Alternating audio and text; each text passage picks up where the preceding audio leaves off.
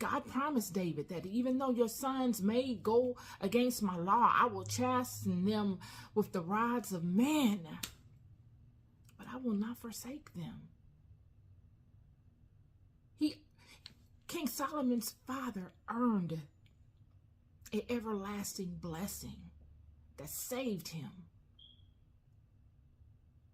And this is a testament. You yourselves in this life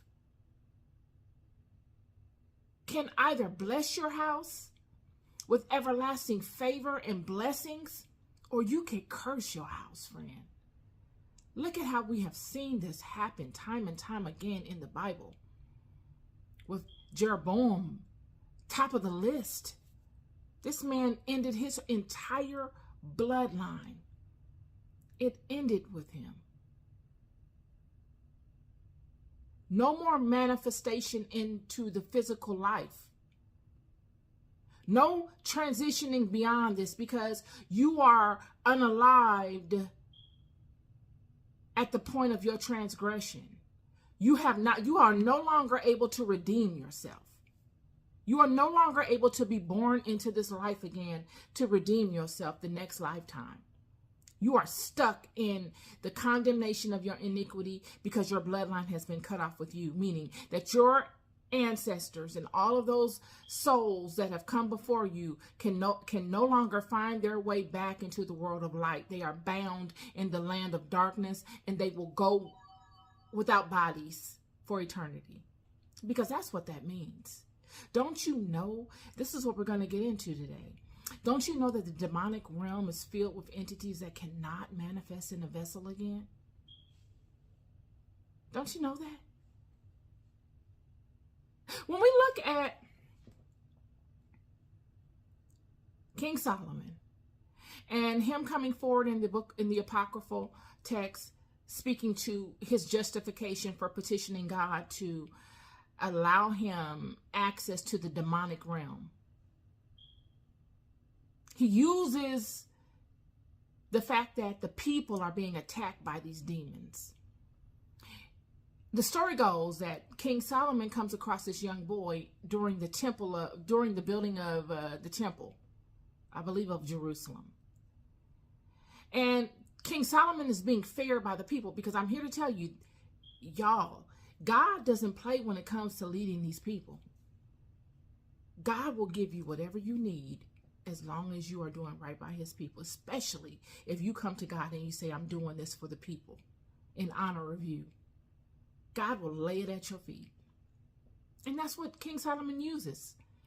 He's building the temple of Jerusalem, and the people are building the temple of Jerusalem for God and for the honor of King Solomon, because it's making King Solomon great in the world by doing this.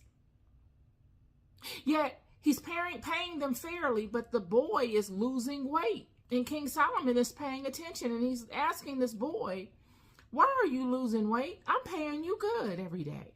And he's saying, King, it's this demon is attacking me. I know you're paying me, but it takes my money. And when I leave the temple and I eat, it takes half of my nutrition. It's like a leech. It's siphoning all of my energy and all of my nutrients so that I never gain weight. And King Solomon says, okay, I'm going to petition God about this. So it's fair to say that it was not just this one person that King Solomon had seen this happen to.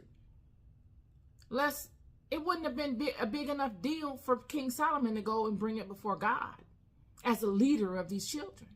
Must have been something that was happening quite often. People being plagued with sicknesses, people being overcome by entities, taking control of their bodies and siphoning their energy, housing themselves in their bodies and siphoning their energies. So King Solomon comes before God and he brings it to God's attention. And he says, I got to do something about this, Father. We're building your temple, but the people are suffering. I'm paying them well. I'm feeding them good, but they're suffering, and they're suffering while they're building this temple. It's too heavy on them because these demons are siphoning all of their energy. And what does God do? One would say that I'm lying by communicating this to you. But I'm here to tell you that God gave King Solomon the keys to the demonic realm. He says, oh, that they want to come and attack my people because they know that you don't know how to handle them. Well, I'm going to give you information on how to handle them. I'm going to give you information as to the entire system. I'm going to have an angel explain it all to you. I'm going to give you something that you can use to protect yourself from them. And I'm going to give you something that you can bind them with. I'm going to give you power over them. Now, for God to do such thing, God must know that this is a lot of power to give one person. Surely this is David's son. But he's one man, and he's a mortal man. He's not all-knowing.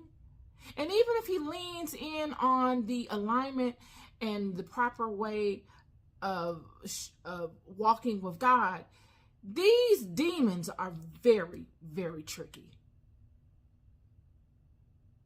It's going to take a lot to keep Solomon from befalling their tricks. And God would know this, but he would give King Solomon this information. And this information that King Solomon would find or would get would be the keys to the demonic realm. So when you see King James books about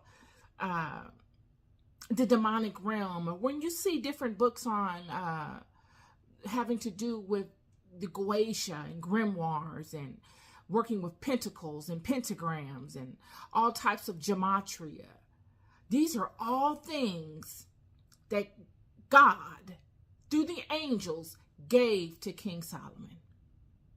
The keys of Solomon, the lesser keys, the higher keys, all these different books, all written in Hebrew.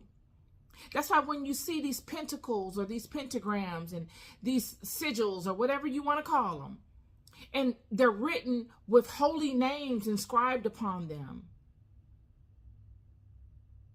and holy symbols,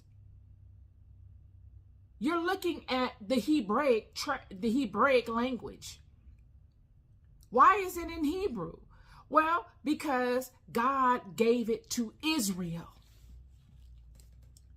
God gave it to Israel, friend. These were sacred texts of the house of Israel. Absolutely. God gave them. And King Solomon would use them quite efficiently to bind these demons. Not the low-level ones. King Solomon was interacting with high-level demonic forces. High-level forces that rule this world. He was binding them, calling them forward, forcing them to do their will, binding them. How do you bind them? You put them against, you counter them with an angel that controls them. It's a whole system. And King Solomon mastered it and he used it. And the same system many use in the world, and they don't even equate it to the house of Israel. But this is all Israel stuff by way of God.